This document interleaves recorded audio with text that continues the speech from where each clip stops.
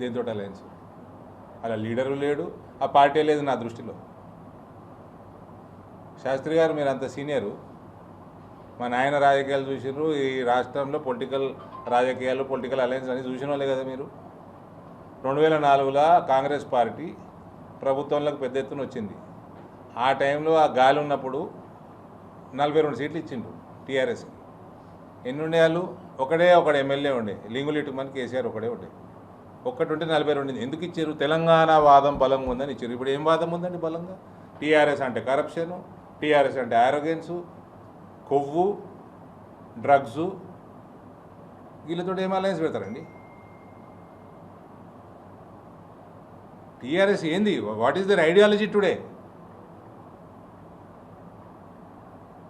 కేసీఆర్ బిడ్డనే చెప్తుంది కదా ఏమేం చేసిరు వాళ్ళు 10 ఏళ్ళ ప్రభుత్వంలో, వాళ్ళ కుటుంబ సభ్యులు. ఎవరితో అలయన్స్?